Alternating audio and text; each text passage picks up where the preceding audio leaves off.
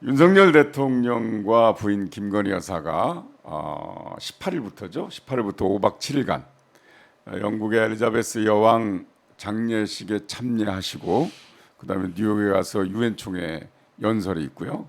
또 캐나다에 가서 트루도 수상하고 정상회담이 있는데 자 이제 대통령 내외 두 번째 해외 일정인데요.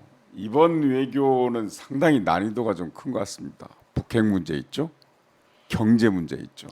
지금 미중 간의 갈등 속에서의 균형 외교라는 그런 난제가 있는데 어떻게 해야 됩니까?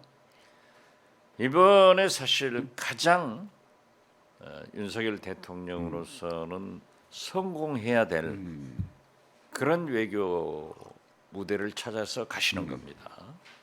그런데 국민들은 지금 현재 그런 본질은 생각하지 않고 김건희 여사가 가시느냐, 네. 가시면서 뭐 이런 것에 굉장히 관심을 두고 있어요. 그래서 오늘날 정치가 이렇게 좀 어려워졌구나 하는 것을 다시 느끼는데 사실 추석 때그 네이버 네네.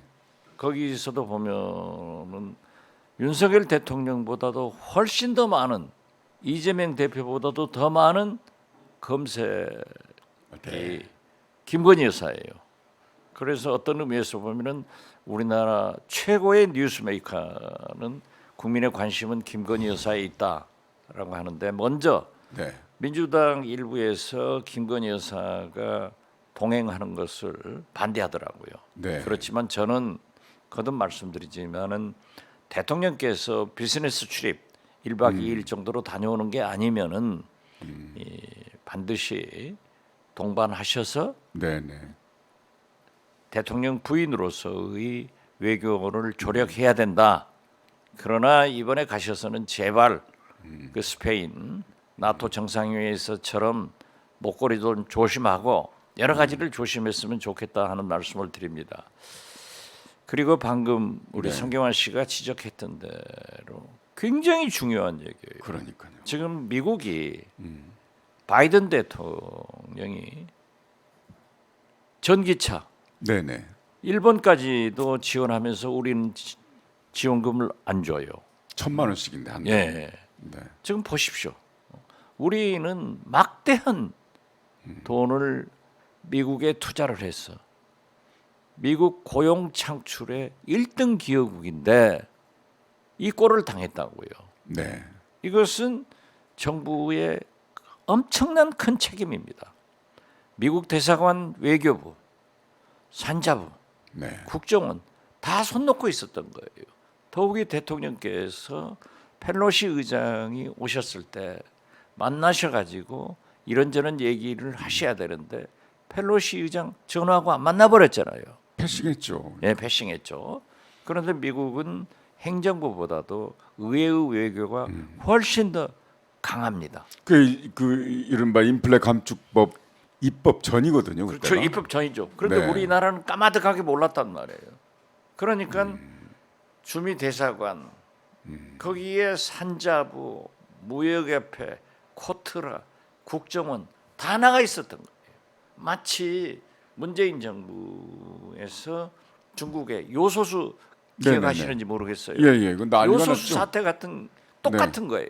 네네. 그러나 그때 요소수 문제는 국정원 해외 파견관이 그 문제를 먼저 보고를 했는데 네. 저도 간과를 했고 청와대에서도 간과를 했고 산자부에서도 간과를 한 거예요.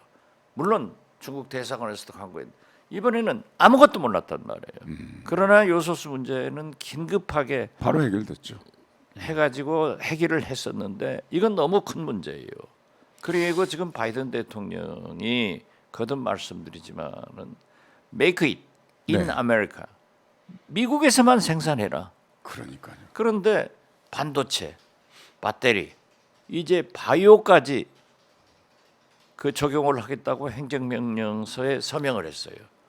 그리고 매일 바이든 대통령은 11월 중간선거의 민주당 승리를 위해서 그걸 자랑하고 있어요. 그렇습니다. 어제 네. 보니까 미국에서 생산하는 전기차는 $7,500에 세금 감면을 받을 수 있다. 즉 지원을 받을 수 있다. 거의 1,000만 원대 아니에요? 그렇죠. 예. 그런데 이것을 이제 우리나라 통상교섭본부장이 미국에 와서 미국 USTR 타이 대표하고 만나서 좀 잘 될 수 있는 그런 소지가 있다. 그러니까 이번에 윤석열 대통령께서는 바이든 대통령과 정상회담을 하셔서 직접 우리가 이렇게 투자를 했고 네. 우리는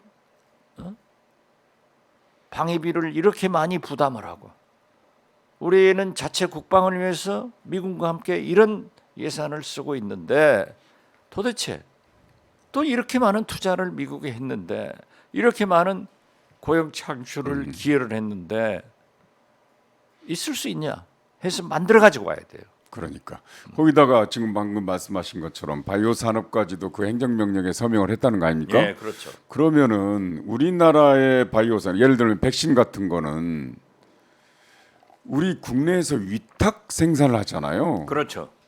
그 직격탄 맞는 건 아닙니까? 물론 해결 방안은 찾아보면 있겠지만 그 걱정이 되더라고요. 지금 그러니까 네. 우리가 삼성 같은 것도 삼성 바이오, SK 네네. 다 지금 바이오 산업을 최대 역점으로 두고 육성시키고 있지 않습니까? 네네. 이걸 미국에서 그렇게 행정명령으로 미국산 아니면 안 된다 하는 것으로 하면은 이건 난립니다.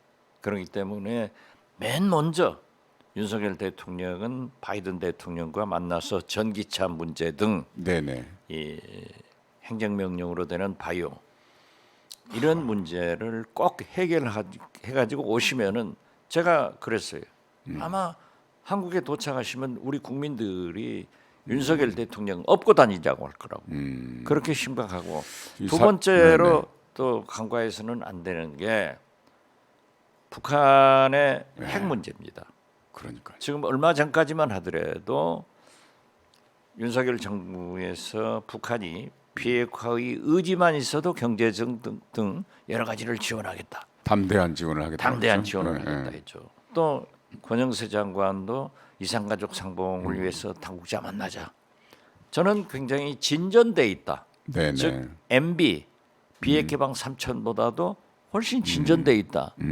이명박 때 비핵 개방 3천은 핵을 폐기하면 안 하겠다는 거거든요. 아예 대화를. 그렇죠. 네. 그렇지만 이건 좀 더 진전돼 있다 했는데 이제 김정은이 저렇게 법으로 네. 핵을 선제 공격할 수도 있다.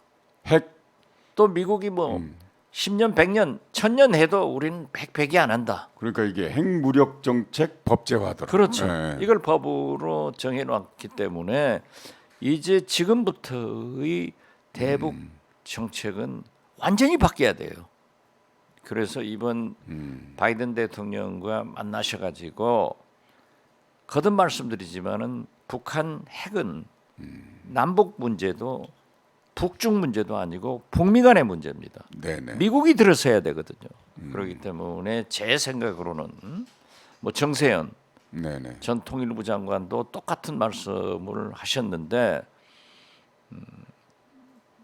바이든 윤석열 대통령이 잘 설득해서 시진핑 푸틴의 역할을 증대시켜 가지고 김정은을 설득해야 된다. 그래서 이번에 그 외교가 그런 두 가지 면에서 굉장히 하나는 경제적으로 하나는 대북 문제. 대북 문제. 이렇게 큰 일이기 때문에 좀 참 성공해서 돌아오시기를 간절히 기원합니다. 그런데 말이죠. 외교적 성공은 국내에서의 여론의 지지도 필요하지만 외교 상대국의 여론도 필요하잖아요. 그렇죠. 근데 윤석열 대통령이 이제 영국 장례식 끝나고 미국을 가는데 미국의 외교 전문지가 초를 쳤어요. 디플로매트라고. 예. 네. 기분 나쁘더라고요, 상당히. 그렇죠. 그 디플로맷은 포린 어페이스하고 같이 네네. 미국에서 굉장히 권위 있는 외교 잡지인데요.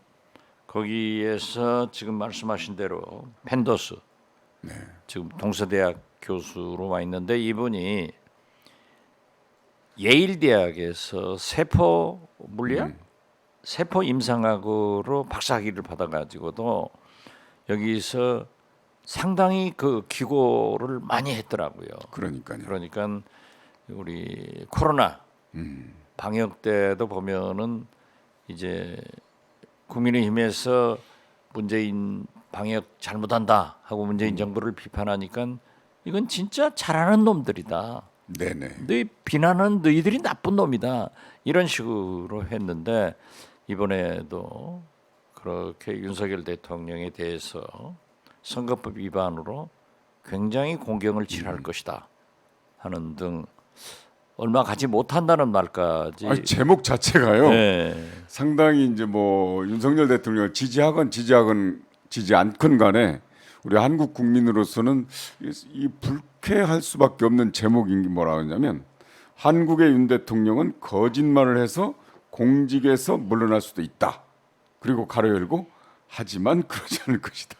이런 제목의 기고문이에요. 그건 아니죠. 아무튼 네, 아까 외교도 말씀하셨지만은 그것도 외교거든요. 네네. 지금 최근에 보면은 미국 월스트리트 저널도 윤석열 대통령의 지지도가 약하니까 너무 낮으니까 미국의 짐이 된다. 네네. 이코노미스트, 영국 이코노미스트에서는 뭐라고 했어요? 기본을 배워라. 기본이 안 됐다. 기본이 안 돼. 기본을 배워라. 그리고 디플로마에 또 저렇게 곧 진짜 나쁜 말로 하면은 헌정 중단 같은 요구를 했는데 있을 수가 저런 없죠. 일은 있어서는 안 되죠. 네. 그런 거 보면 하여튼 조건은 안 좋습니다. 영국에서도 그렇고 미국에서도 그렇고 거기다가 지금 말씀하신 대로 바이든의 외교는 뭐 어느 나라 다 그러겠지만 외교는 국익이 최우선 아닙니까? 그렇죠. 자국의 이익이 최우선인데 그러고 보면 바이든은 트럼프 못지않은 것 같습니다.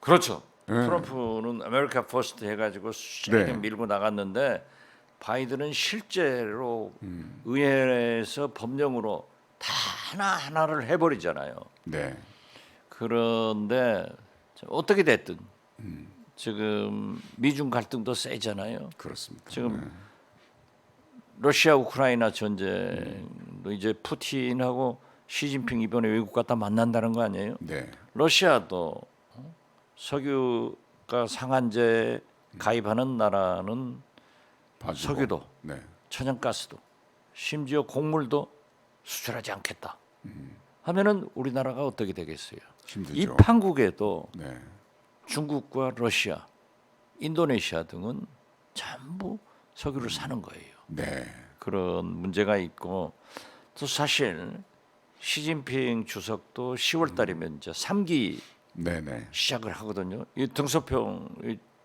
다 2기씩 10년 했는데 처로 이제 15년 이건 영구 집권을 하겠다는 네네. 거나 똑같은데 이렇게 됐을 때 지금은 시진핑 주석이 좀 발톱을 감추고 있는 것 같아요.